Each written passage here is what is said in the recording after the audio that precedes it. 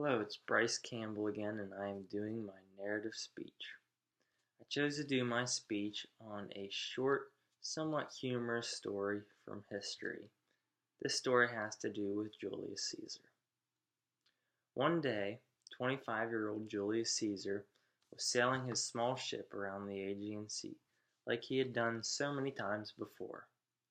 However, this sailing expedition was going to be a bit different for him than most. Julius Caesar was captured by Sicilian pirates. These pirates took him captive on their island, and they demanded that they would hold him hostage until they were given a ransom of 20 talents of silver, which is roughly about $600,000 valued today. Upon hearing this, Caesar scoffed the pirates, laughing in their faces.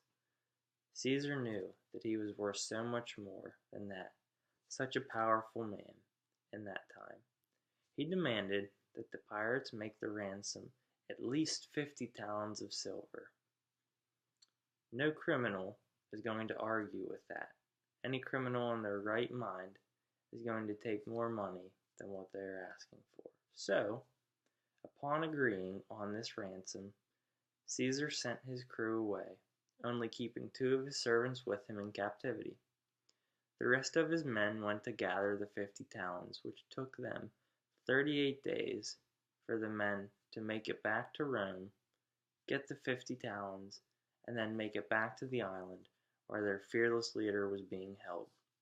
So, Caesar made the most of those 38 days. Caesar befriended the pirates. He almost also put them in a subordinate level, demanding that they listen to his poetry that he had written while he recited it, as well as listen to the speeches that he wrote while in captivity.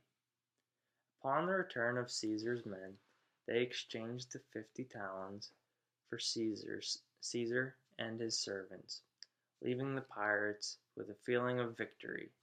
They had finally gotten the money that they worked so hard and took so many chances for. However, Caesar warned the pirates not to stay on the island, for if they did, he would return for his 50 talents. The men did not listen to his warnings, and upon his return to Rome, Caesar gathered a small army together. He returned to the island to find the men all still living there. Caesar then captured the men, took back his 50 talents of silver that the men had stolen from him, as well as he took the rest of their possessions. Once Caesar and his men made it back to Rome with the pirates, he demanded that the pirates be crucified. The people did not like this. However, despite the people's pleas to just auction the men off as slaves, Caesar had all of these pirates immediately put to death.